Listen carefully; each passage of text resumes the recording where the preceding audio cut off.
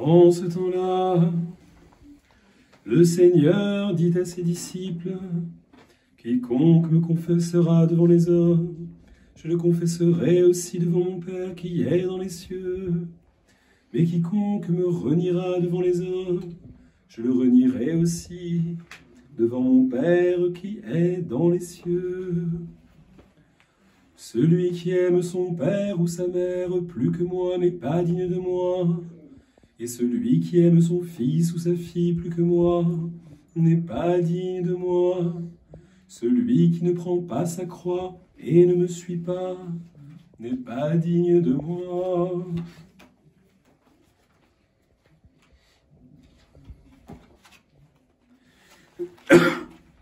Pierre, prenant alors la parole, lui dit, « Voici, nous avons tout quitté, et nous t'avons suivi. Qu'en sera-t-il pour nous ?» Jésus leur répondit, « Je vous le dis en vérité, quand le Fils de l'homme, au renouvellement de toutes choses, sera assis sur le trône de la gloire, vous qui m'avez suivi, vous serez le même assis sur les 12 trônes, et vous jugerez les 12 tribus d'Israël. Et quiconque aura quitté à cause de mon nom ses frères, ou ses sœurs, ou son père, ou sa mère, ou sa femme, ou ses enfants, ou ses terres, ou ses maisons, recevra le centuple et héritera la vie éternelle. Plusieurs des premiers seront les derniers, et plusieurs des derniers seront les premiers. » Au nom du Père, du Fils et du Saint-Esprit. Amen. Bien chers amis, bien chers frères, aujourd'hui, nous sommes le premier dimanche qui suit la Pentecôte. Et pour cette fête solennelle, l'Église nous fait commémorer tous les saints. En effet, c'est la Pentecôte qui a permis, par l'effusion sur les disciples du Seigneur, de l'Esprit Saint, qui est Dieu lui-même, une des 3 personnes de l'unique Trinité, cet Esprit Saint les a conduits, comme l'avait promis le Seigneur, à la vérité tout entière, c'est-à-dire que leur cœur s'est allumé, leur cœur s'est ouvert, ils ont maintenant tout à fait compris quel était le message du Seigneur, qu'ils avaient cru trop longtemps être un message mondain, humain, politique, alors que c'était la délivrance spirituelle que nous annonçait le Seigneur. Et ainsi, ils ont pu aller dans le monde et prêcher la parole et fonder l'Église. L'Église aujourd'hui a souvent mauvaise réputation. Beaucoup de gens se disent chrétiens, mais disent qu'ils n'ont pas confiance en ce qu'ils appellent l'Église. Il y a beaucoup de gens qui se présentent comme ça, comme des gens qui seraient amoureux du Christ, mais méfiants vis-à-vis de l'Église. Or, ce genre de choses ne peut être dite que lorsqu'on ne sait pas ce que c'est. Et pour savoir, pour comprendre ce qu'est l'Église, il faut, je pense, remonter à l'origine, avant même que le monde fût créé. Dieu est une nature et 3 personnes, c'est-à-dire qu'il y a une communion d'amour entre le Père, le Fils et le Saint-Esprit. Et les Pères nous le disent, ainsi, la vie intérieure de Dieu, la vie de l'immatériel, de l'infini, la vie de l'éternité, c'est l'Église, c'est l'union, la communion des 3 personnes, les unes avec les autres. Et c'est ça que désigne le terme d'ecclésia, c'est l'assemblée, c'est l'union, c'est la communion des personnes. Ainsi, la vie intra-trinitaire, peut-on dire, la vie intime de Dieu avant même la création des temps et pour toujours, c'est la vie d'une église au sens d'une union de personnes, d'une communion de personnes dans l'amour, par l'amour, pour l'amour. Dieu est amour, nous dit Saint Jean, mais il est amour seulement parce qu'il est tripersonnel.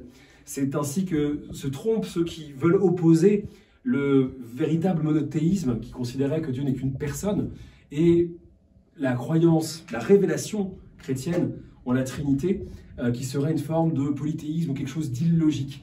Ça peut peut-être sembler illogique à première vue, à notre raison déchue, blessée, défaillante, mais en réalité, c'est tout à fait logique au sens le plus profond du terme, Dieu étant amour, il ne peut pas être égoïste, il ne peut pas être une personne qui s'aime elle-même, il est bien trois personnes. Et là, l'amour est possible puisque c'est l'amour de l'autre, le fait de se donner à l'autre, de privilégier l'autre plutôt que soi. Ainsi, les personnes de la Trinité s'aiment l'une l'autre et à chaque fois qu'elles interviennent, elles, d'une certaine manière, elles mettent l'autre en avant lorsque la voix du Père retentit. Et après qu'il a envoyé l'Esprit Saint sur le Christ, eh bien, il dit « Celui-ci est mon Fils bien-aimé, écoutez-le ». Le Père se met en retrait par rapport au Fils. Lorsque, bien avant cela, au moment de l'incarnation, l'Esprit Saint est descendu, la vertu du Très-Haut a recouvert la Mère de Dieu, ce n'était pas pour se manifester lui-même, mais c'était pour manifester le Christ, pour manifester l'autre que sa propre personne. Ainsi, l'icône de l'Église, c'est la vie interne, ou plutôt, c'est l'inverse. C'est-à-dire que notre Église terrestre, c'est un reflet de l'Église éternelle qui est en Dieu, de l'Église éternelle qui est cette union des personnes divines en Dieu. Ainsi peut-on dire que Dieu a créé le monde pour élargir l'Église. Il a créé le monde pour nous faire participer de son amour, de sa vie. Or, quelle est sa vie? C'est celle de l'Église. Ainsi, l'Église sur la terre est une image, doit être à l'image de cette vie intra-trinitaire, de cette vie intérieure de Dieu, de cet amour éternel, justement, qui existe en Dieu. Il a appelé le néant à l'être pour lui communiquer sa vie. Il a amené le néant à l'être pour lui communiquer l'Église. Ainsi, il faut bien comprendre que même si elle est composée d'humains et que ces humains sont pécheurs, l'Église en tant que réalité mystique, corps du Christ, lieu de l'Esprit, reflet sur terre de la Trinité, elle est toute pure, elle est sans tache, elle ne peut ni se tromper ni nous tromper. Ainsi, le Christ nous l'a-t-il promis, les portes de l'enfer ne prévaudront pas contre elle, c'est-à-dire que les bouches des hérétiques ne parviendront pas à lui faire perdre la doctrine juste. Ainsi faut-il non pas se méfier de l'Église en regardant que les aspects humains, trop humains, en regardant que les membres pourris, que les membres pécheurs, mais au contraire, se focaliser et admirer à quel point, malgré toutes les vicissitudes de l'histoire, malgré justement toutes les crises qu'a pu subir l'Église, malgré tous les mauvais chrétiens qui ont pu en faire partie, et bien malgré tout, elle a pu réussir à nous transmettre la véritable doctrine des apôtres, le christianisme authentique, et elle a pu malgré tout laisser la possibilité par l'accès aux 7 sacrements, et notamment au sacrement de l'Eucharistie, laisser la possibilité à certains hommes de devenir des saints, puisque aujourd'hui nous fêtons tous les saints, et c'est pour ça, c'est dans cette continuité.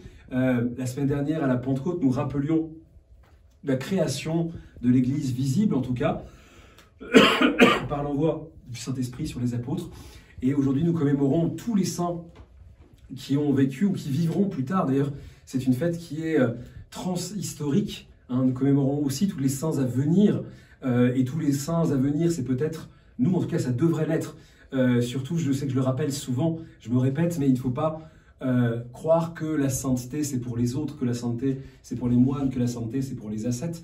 Nous sommes tous, en tant que chrétiens, appelés à la sainteté, appelés à manifester la vie divine que nous recevons dans l'Eucharistie et de la faire rayonner autour de nous. Nous devons être transformés par notre accès au sacrement. Sinon, le Seigneur ne se donnerait pas à nous s'il n'était susceptible de nous transformer de l'intérieur. Mais pour que cette grâce puisse se transmettre à nous, pour que cette grâce puisse se développer en notre cœur, encore faut-il que nous lui laissions la place.